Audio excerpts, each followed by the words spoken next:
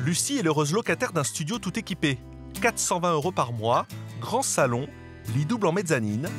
Un appartement qu'elle adore. Mais il y a un an, elle apprend qu'elle doit s'absenter 6 mois en Inde pour ses études. Comme j'avais pas envie de lâcher mon appartement, j'ai vu ça avec mon proprio qui était vraiment très sympa et qui m'a dit qu'il n'y avait pas de souci, je pouvais sous-louer mon appartement sans problème. Elle trouve un étudiant intéressé. Nous, on s'est rencontrés avant, il était super sympa.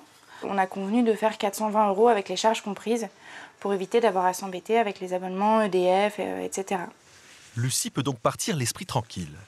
Tout s'était bien passé, on s'échangeait quand même des emails entre-temps pour se dire si tout allait bien. Tout se passe bien jusqu'à son retour. Je suis revenue dans l'appartement et c'est là que j'ai vu qu'il y avait quand même pas mal de petits problèmes en fait. Donc déjà, il y avait ma douche en fait qui s'est retrouvée complètement bouchée. Voilà, ça c'était la première jolie petite surprise. C'était exactement le même problème dans l'évier, qui était complètement bouché aussi. Voilà, il y avait aussi mon piano qui avait pas mal pris l'alcool. Voilà, donc ça a collé le couvercle. Voilà, et puis il y a la partie du plafond qui est en papier juste ici, qui était complètement décollée. Même si la sous-location peut mal tourner, pour 58% des Français, cela reste un bon moyen pour rentabiliser leur logement en cas d'absence. Mais pas toujours facile de laisser un inconnu dormir dans son lit. Pourtant, les sites proposant des bons plans sous location se multiplient. Loyer au rabais, logement tout équipé, la formule séduit. Est-ce bien légal? La sous-location est-elle vraiment une bonne affaire? Nous avons enquêté. Petit 2 pièces avec vue charmante sur les toits de Paris. Une chambre, un salon cosy, une cuisine tout équipée. Nous sommes chez Jeanne, locataire de ce joli petit appartement. Elle le sous-loue régulièrement. Je suis étudiante. Paris est une ville très chère, extrêmement chère. Et j'ai donc très souvent, pour ne pas dire tout le temps, des fins de mois compliquées. Du coup, c'est un très bon recours pour moi. Pour arrondir les fins de mois, la fois où j'ai gagné peut-être le plus d'argent, c'est cet été, car je suis partie de Paris pendant 3 mois. Donc et là, je l'ai loué pendant 3 mois. Donc ça m'a permis simplement de payer mon loyer à côté et de ne pas avoir à payer de loyer finalement en fait. Ce que je dépense pour mon loyer a été remboursé par la sous-location. Le reste du temps, elle le sous-loue un week-end par mois. Sachant que je le loue, on va dire, 3 nuits par mois, 100 €. Plus ou moins, hein. C'est pas exact, mais c'est plus ou moins 100 € par mois. Et c'est pas négligeable. Mais est-ce si facile de laisser son appartement à des étrangers? C'est pas très agréable de rentrer de chez soi, justement, et de savoir que quelqu'un a dormi dans son lit, mais pour autant, c'est le jeu. C'est le jeu, et puis un petit coup de ménage derrière ça, et 2 heures après, c'est oublié, hein, pour le coup. Pour encadrer sa sous-location, Jeanne passe par un site spécialisé. Tout est passé par le site. Alors, je voudrais pas dire bêtise, mais il me semble que, à partir du moment où on valide la sous-location, ça en devient une forme de contrat. Si Jeanne a pris ses précautions, ce n'est pas toujours le cas.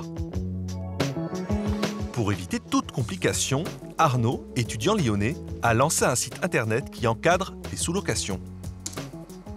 J'étais en première année de mon école de commerce. Il y avait une forte demande en fait. Beaucoup d'étudiants envoyaient des mails à toute la promotion en cherchant quelqu'un pour sous-louer leur appartement. Et là, je me suis rendu compte qu'il y avait un marché qui était accessible et du coup, je me suis lancé sur la sous-location et je propose aujourd'hui à des personnes de sous-louer leur appartement légalement sur le site internet. Son site aide locataires et sous-locataires à rentrer en contact, mais pas seulement. Donc sur le site internet, il y a un contrat de sous-location qui est proposé. Et dedans, tout est expliqué, donc quelle assurance souscrire, les états des lieux et la caution. Le contrat de sous-location est proposé au prix de 5 €. À savoir que si on veut passer par un cabinet d'avocat, il en coûtera environ 400 €. Donc le contrat proposé est environ 80 fois moins cher que ce que vous pouvez trouver chez un cabinet d'avocat. Ce contrat de sous-location permet aux locataires de se protéger de tout problème lié à l'appartement. Un contrat qu'aurait dû réaliser Lucie. C'est vrai que moi, j'ai fait en quelque sorte un contrat de confiance. C'est après avoir remis son appartement en ordre qu'elle va avoir une très mauvaise surprise. J'ai reçu une facture EDF, en fait, cette facture EDF, qui m'annonçait que j'avais un gros redressement d'électricité. Ma consommation, elle était passée pendant 5 mois en jour et nuit, c'est-à-dire en consommation constante. Une utilisation semblable à celle d'un réfrigérateur, mais dans le cas de Lucie, la consommation électrique était beaucoup plus importante. La personne de EDF m'a vraiment dit qu'en fait c'était des cas qu'ils voyaient régulièrement, que c'est un type de consommation qui indique en fait qu'on a installé des lampes à sodium. Les lampes à sodium, ce serait pourquoi? Ces lampes à sodium, en général, elles sont utilisées pour faire pousser des plantes, voilà, notamment du cannabis. Voilà, et c'est ici. Ce serait dans ces toilettes que le sous-locataire indélicat aurait installé sa petite plantation. Une activité illicite qui aura coûté à Lucie 1173 €. À titre de comparaison, là, sur l'année qui s'est écoulée, j'ai payé 420 € d'électricité. Donc vraiment rien à voir, enfin, une somme impensable. Lucie a donc été contrainte de payer sa grosse facture d'électricité. J'avais aucun recours contre lui, puisque on avait convenu d'un loyer charges comprises, donc même si les charges étaient énormissimes, en théorie, voilà, on avait convenu de 420 € charges comprises, il a payé 420 €. C'était bon. Si elle avait établi un contrat de sous-location en bonne et due forme, elle aurait évité bien des soucis.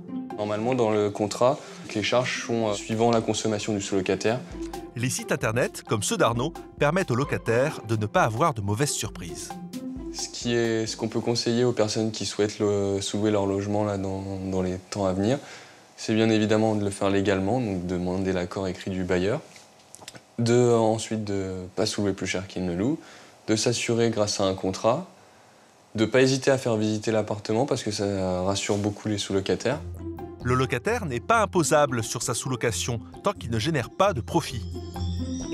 Quand tout est fait dans les règles, le sous-locataire peut même bénéficier d'allocation logement. Cette mauvaise expérience va-t-elle freiner Lucie dans la sous-location? J'envisage de retenter l'expérience, oui, de la sous-location. Simplement, je le ferai différemment. Voilà, de manière, je dirais, un peu plus professionnelle en quelque sorte. C'est-à-dire que j'essaierai quand même de contractualiser. Et puis définitivement, je ne m'engagerai pas sur un loyer charges comprises. Terminé. Voilà.